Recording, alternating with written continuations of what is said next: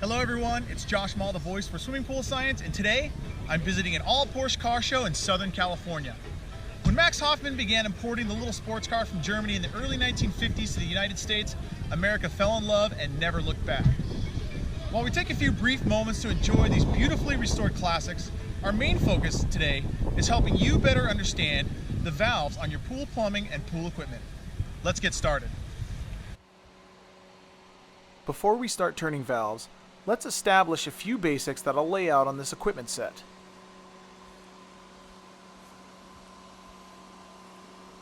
No matter how simple or complex, the pool plumbing can be divided into two sections. The suction side, where the pump pulls water from the pool, and the pressure side, where the pump pushes water through the filter, heater, salt cell, or other components and then back to the pool.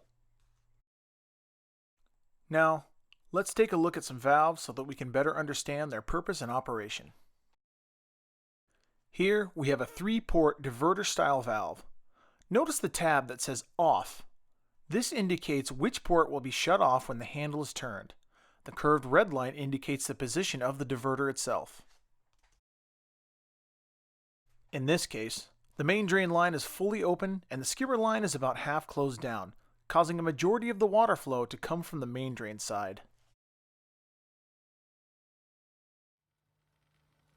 For a ball valve like this, it's pretty simple.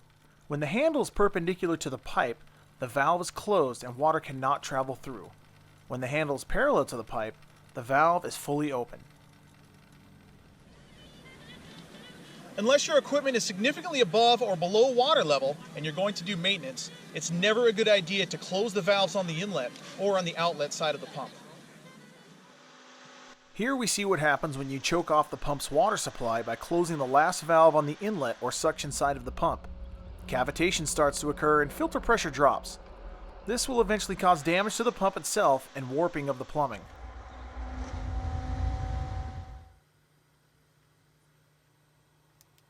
On the outlet, or pressure side, closing off valves will result in a spike in pressure, pump and or filter damage, as well as warping or ruptures in the plumbing due to heat and pressure. This is known as deadheading the pump.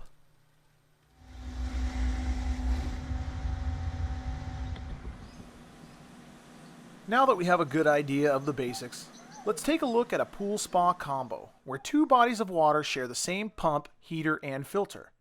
There's also an in-floor cleaning system in the mix here.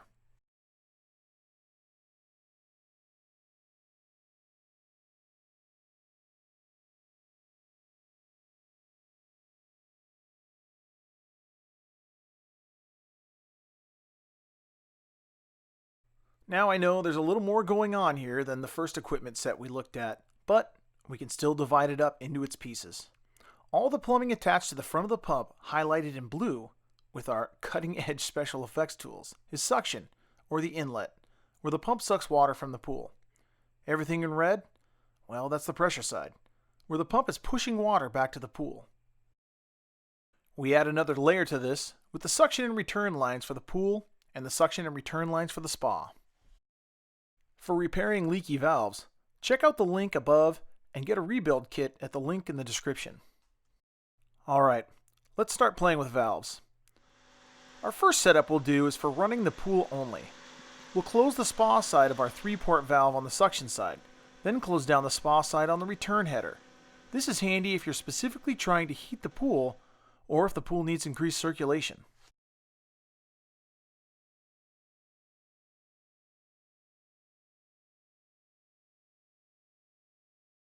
Let's recycle the same piece of video here and show you spillover.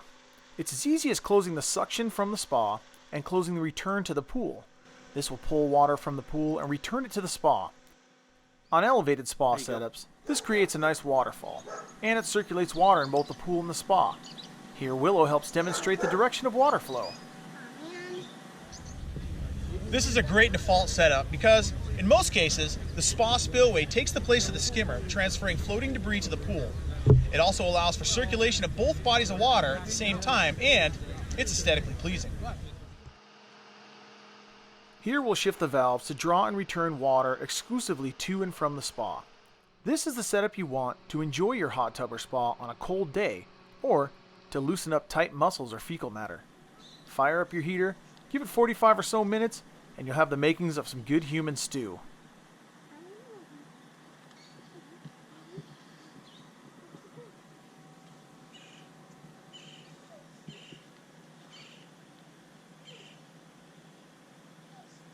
Okay.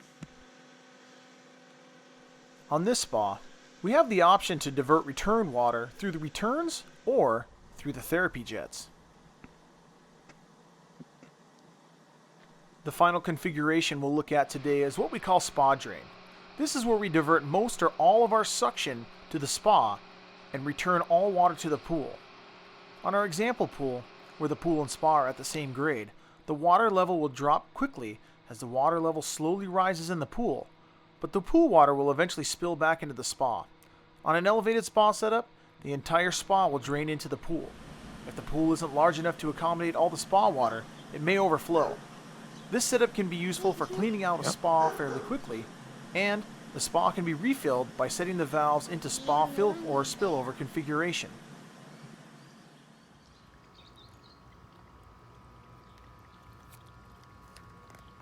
For normal day-to-day operation, ensuring that both bodies of water have circulation is key. You should experiment with fine-tuning your valves to determine what works best for your pool, while taking care to avoid cavitation or deadheading the pump. Depending on your equipment setup, you may also have the option to divert water to the return header or to an in-floor cleaning system. On this pool, the valve is just after the water passes through the filter.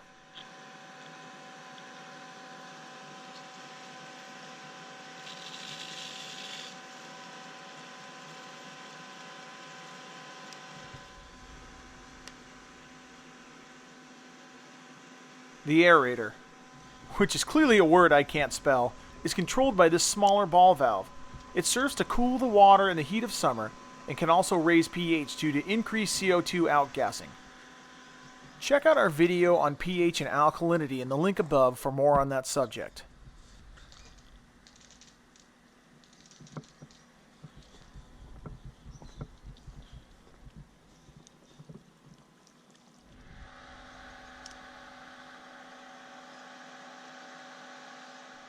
On this equipment setup, we've slipped a 3-port valve in between the filter and the pump that allows us the ability to drain excess water, vacuum to waste, or feed the bushes old pool water when they're naughty.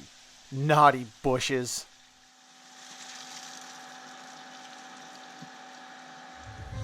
We here at Swimming Pool Science hope you found this video helpful. Let us know in the comments if you have any thoughts or feedback. And we know many of you have automated pool systems, and we'll shed some light on electronic valve actuators in a future episode. If you found this video helpful, take a moment to explore a catalog of Swimming Pool Science how-to videos. Thanks for watching, guys, and don't forget to like, share, and subscribe.